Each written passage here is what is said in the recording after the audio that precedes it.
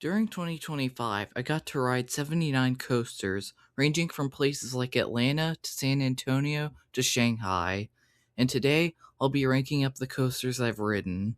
Some of the ones I'm ranking here I first rode in 2026, while others I haven't ridden in years. Out of the 103 coasters I've ridden, I'll be ranking my top 50. I started the year with 29 credits and ended the year with 95. I got to 103 by visiting Busch Gardens Tampa on January 1st, 2026. But that aside, here is my top 50 coasters. For coasters outside the top 20, I won't be providing much detail unless I feel the need to do so, and at number 50 is Tambili at King's Dominion. A pretty solid ride, but nothing too special. At number 49 is Ragin' Cajun at Six Flags America. I got some pretty good spinning on this.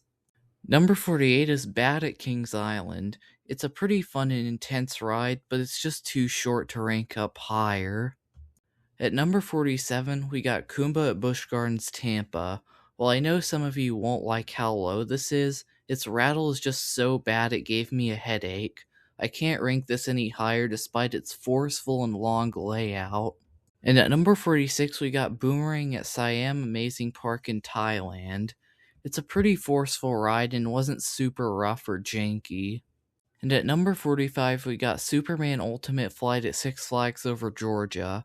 Pretty forceful and fun in the back row. At number 44, we got Georgia Gold Rusher at Six Flags Over Georgia. I have a full separate review of this, which you can click on the card above or the link in the description. At numbers 43 and 42, we have Racer and Racer 75 at Kings Island and Kings Dominion. I just feel the one at Kings Dominion had better airtime. And at number 41, we have another old Woody and wild one at Six Flags America. I hope this thing survives so I can ride it again. And at number 40, we got Tigers at Busch Gardens Tampa. Pretty fun, but nothing too special again. Kicking off the 30s, we have Emperor at SeaWorld San Diego at number 39. I need to re-ride this since I last rode it in 2023 as sort of a GP. I placed it and the others I need to re-ride as best as I can, but hopefully I'll be able to get on them soon. At number 38, I have Sheikah at Busch Gardens Tampa. It had a bit of a rattle, but it still had good airtime. It could definitely use a better layout though. At number 37, we got Switchback at ZDT's, which I managed to get on just in time before it closed. Now is also the time to mention that I have a POV of Switchback and Boomerang at Siam on my channel, which I'll link in the description. And at number 36, we have Diving Coaster at Happy Valley Shanghai, a near clone of Sheikah that's taller, longer, faster, slightly smoother, and I have a review of it up on this channel. And at number 35, we have Flight of Fear at King's Dominion, the weakest of the premier ride spaghetti bowl coasters in my opinion. Next up at number 34, we have Poltergeist at Six Flags Fiesta Texas. At number 33, we've got Wild Eagle at Dollywood. It's pretty fun, but nothing too insane. And at number 32, we've got Flight of Fear, this time at Kings Island. It's much more intense than the other two, but it's kind of rough. And at number 31, we've got Joker's Jinx at Six Flags America. This was the most intense out of all of them and the smoothest in my opinion. And at number 30, we've got Daredevil Dive at Six Flags Over Georgia. I feel this is a really fun ride and I don't see very many people talking about it, so it's kind of underrated. At number 29, we got Tennessee Tornado at Dollywood. It's really fun and intense, but it's just placed this low because of how short it is. At number 28, we got Raptera at King's Dominion. If you want to see my thoughts on it, I have a review of it. At number 27, we got Dr. Diabolical's Cliffhanger at Six Flags Fiesta Texas. It's a very well-rounded dive coaster and has a bit of everything. At number 26, we've got Thunderhead at Dollywood. It's a pretty fun ride, and it's clear Dollywood's been doing great work to keep this smooth. Number 25 is, in my opinion, the most overrated coaster I've ridden, which is Diamondback at Kings Island. I did get decently far back on the train, but not the very back, which probably hurt my opinion of it, but I still feel like it's a bit overrated by some people. Next up at number 24 is Mindblower at Fun Spot Kissimmee. It's a pretty fun overall ride with some good airtime moments and a bit of roughness. Next up at number 23 is Superman Ride of Steel at Six Flags America. I got some great airtime on this, and I would have been able to get even more if I got the back row before it broke down. Number 22 is one I need to re-ride pretty badly, and that's Shockwave at Six Flags Over Texas. It's been a while since I've rode this. Number 21 is Batman the Ride at Six Flags Over Texas, another one I could really stand to re-ride. Starting off the top 20 is the Beast at Kings Island. I was going in expecting this to either be pretty bad or be really fun, and it ended up being really fun. Number 19 is Chupacabra at Six Flags Fiesta Texas. This bat clone doesn't have anything too special that other bat clones don't have. At number 18 we got Batman the Ride at Six Flags Over Georgia. It has a bit of a rattle to it, but it's noticeably more intense than the other bat clones I've ridden. At number 17 we got Mr. Freeze at Six Flags Over Texas, which is another one I need to re-ride. Seeing as there are rumors of this potentially closing in the near future, I should probably get out and ride it, seeing as it's a fun, intense ride. Number 16 is another one I need to re-ride at Six Flags Over Texas, and that's New Texas Giant. Seeing as I've been on much better coasters since I last rode this, it's probably going to drop quite a bit. Number 15 was Banshee at Kings Island. I went in expecting this to have the intensity of a bat clone, if not more, but I was a bit disappointed by its intensity. However, that doesn't mean this is a bad ride. It's got some great and fairly intense elements with a great final inline twist that gives some great hang time. The restraints were kinda bad, which did detract from the experience. At number 14 is Superman Krypton Coaster at Six Flags Fiesta Texas, a pretty dynamic floorless coaster. It has nice whippy moments like the corkscrews in the zero-G roll, and it has some great interactions with the quarry wall. At number 13 we have Orion at Kings Island. I have a whole separate review up for this on this channel.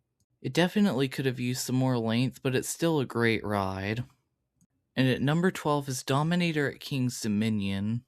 I went in thinking this would be similar to Superman Krypton Coaster at number 14, but this was a lot more intense, even though it has less inversions.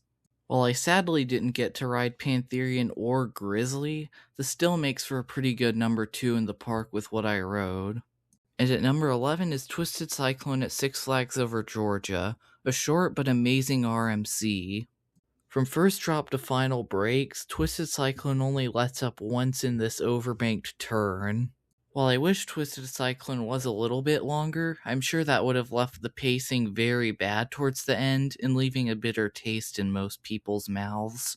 Starting off the top 10, we have Blue Moon Speed or Megalite at Happy Valley Shanghai.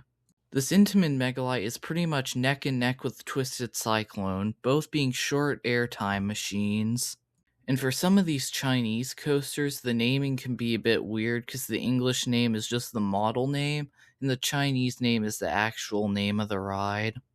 But anyways, this is a pretty fun ride with some decent positives and a lot of airtime. And at number 9 is Montu at Busch Gardens Tampa, a really intense and really fun B&M invert. Pretty much every element has some sort of intensity other than the helix after the second loop, and it makes great use of trenches. This leads to the ride trying to rip your feet off, which I absolutely love about it. Number 9 is Iron Rattler at Six Flags Fiesta Texas. This ride definitely has its moments, like its 2 major drops in the zero-G roll, but it does have a few flaws. My biggest complaint with this ride is the Gerstlauer lap bars and some of the outer banks, which don't provide much airtime. As for the part on top of the quarry wall, it gave me a bit more airtime than I thought it would, especially since I was stapled, but it could have definitely been faster. And at number 7 is Wonder Woman Golden Lasso Coaster at Six Flags Fiesta Texas.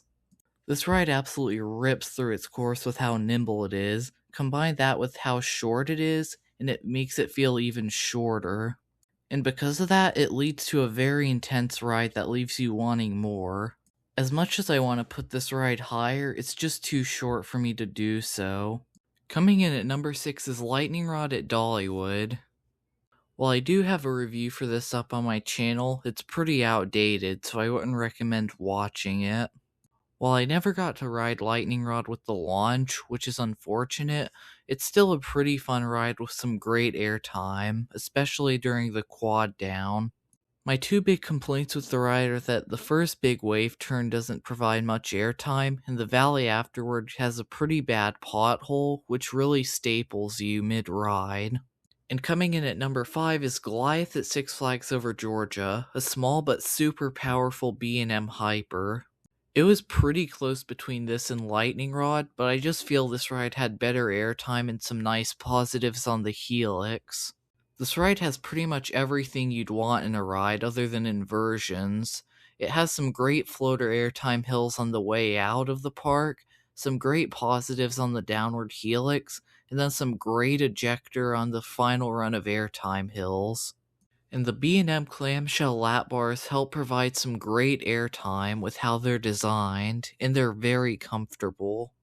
While it does have a bit of a rattle, that doesn't detract too much from the ride experience. Number 4 is Mystic Timbers, an out-of-control GCI Woody at Kings Island.